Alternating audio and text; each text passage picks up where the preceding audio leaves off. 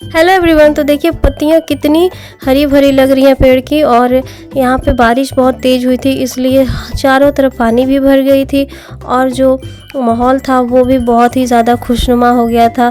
सब कुछ एकदम क्लियर विजिबल हो रहा था, एकदम सब कुछ साफ लग रहा था। मौसम इतना अच्छा हो गया था दोस्तों। मैं छत पे यहाँ पे आ गई थी और आके इधर सारा नज़ारा देख रही थी। बहुत ही अच्छा लग रहा था देखने में। और प्रिंसी इधर खेल रही थी, और छत पे जो पानी जमा हुई थी बार बार वो उसी में जाने की जिद कर रही थी, लेकिन मैं उसे हटा रही थी वहाँ से। फिर इसे वही पाइप मिल जाती है तो ये उधर से उधर पाइप लेके खेल रही थी। और भी बच्चे थे जो यहाँ पे खेल रहे थे सब कोई। तो इसका तो बस ये छत पे आने के बाद चलता ही रहता है उधर से इधर। अब मुझे डर भी लग रहा था कि कहीं फिसलन ना हो और ये गिर ना जाए। ये हम लोग इधर बैठे हुए थे, बातें कर रहे थे एक दूसरे से, और यहाँ पे ये खेल रही थी। फिर इसका यहाँ पे भाई आ जाता है तो ये उसे देखती है। शाम का वक्त है दोस्तों, तो यहाँ हमने सुबह मटर फुला के रखा था ताकि इसके हम रात को छोले बना सके। अभी चल रहा है अद्रा नक्षत्र दोस्तों। अद्रा नक्षत्र मानसून की शुरुआत के लिए मनाया जाता है।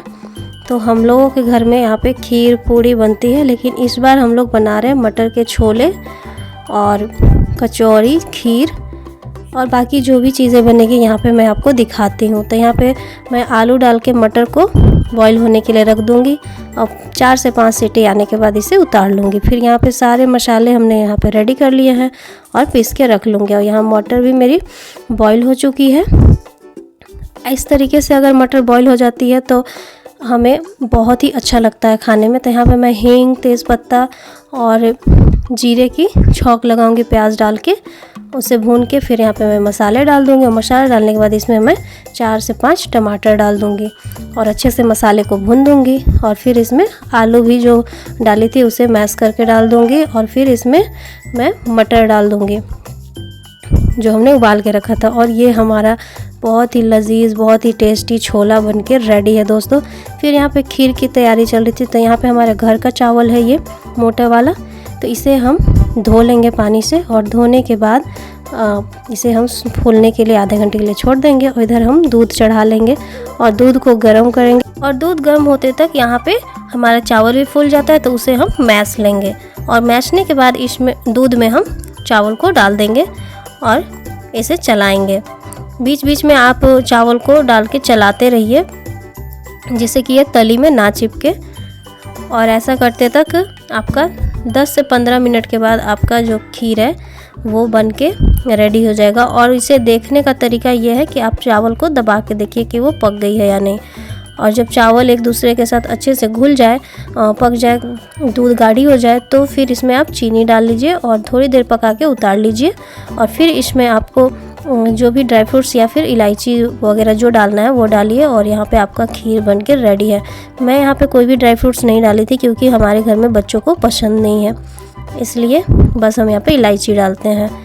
और इधर फिर कचौरी की तैयारी होती है। तो यहाँ पे मैं प्याज, मिर्ची, लहसुन, अदरक और अजवाइन, नींबू डाल के और इसमें सत्तू डाल के और तेल डाल के अच्छे से इसको मैश कर लेती हूँ। और मैशने के बाद देखें ये हमारा सत्तू बन के रेडी है। अब यहाँ पे मैं आ जाती हूँ आटा गूंदने। तो ये मैं यहाँ पे एक पैकेट आटा ली हूँ 500 ग्राम, और इसमें मैं 4 से 5 चम्मच रिफाइंड ऑयल डालती हूँ। आप चाहें तो घी भी डाल सकती हो, ये मोयन का काम करती है। और इसे मिक्स कर लूँगी नमक डाल के। यहाँ पे मैं 1 चम्मच नमक डाल रही हूँ, और इन सबको अच्छे से मैं मिला लूँगी।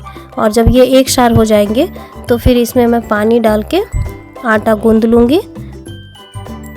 और गूंद के इसे आप आधे घंटे के लिए रेस्ट पे छोड़ दीजिए। और जब ये आधे घंटे के बाद फिर आप इससे कचौरी वगैरह बना सकती हैं दोस्तों।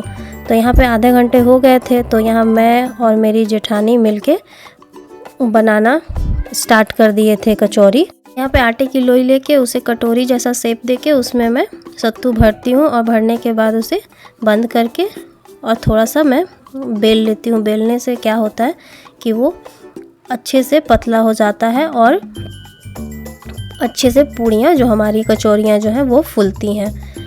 तो यहाँ पे मैं देखिए बेल ली हूँ। बेल के साइड के पार्ट को मैं दबा रही हूँ, इससे कचौरियाँ और भी अच्छी बनती हैं। तो यहाँ देखिए मैं और मेरी जेठानी किचन में लगे हुए हैं और इतनी ज़्यादा गर्मी थी कि हमारे फेस का कलर भी मतलब डाउन हो गया था और पसीना तो ऐसे निकल रहा था कि क्या ही बोलें, लेकिन क्या करें, खाना तो बनाना था। तो लगे हुए थे हम लोग। और यहाँ पे देखिए कितने फूले फूले हमारे कचौरियाँ बन रही हैं, क्रिस्पी क्रिस्पी, बहुत ही टेस्टी लगती है दोस्तों। सत्तू की कचौरी आप बना के ज़रूर देखिएगा, बहुत ही अच्छा लगता है। इधर मेरी ननंद की बेटे को खानी थी रोटी, तो उनके लिए रोटी बनती है और पापा को खाना था भुंजिया, तो इधर आलू पटल प्याज की भुंजिया भी बनती है। और सारा खाना बन गया था और यहाँ पे पापा का खाना हम लोग निकाल के रेडी भी कर लिए थे। फिर इधर मैं अपने बेटे का खाना निकालती हूँ और इन लोगों को फिर मैं खाना दे देती हूँ। ये लोग खाने बैठ जाते हैं। इधर हर्षित खा रहा था, इधर रीचू पीकू खा रहे थे, क्योंकि इन्हें जल्दी सोना भी होता है, स्कूल जाना रहता है। इन लोग के सोने के बाद यहाँ पे मम्मी गुड़ फुला के रखी थी और चीनी। यहाँ पे इससे हम लोग बनाएंगे गुड़ की मीठी पूड़ियाँ।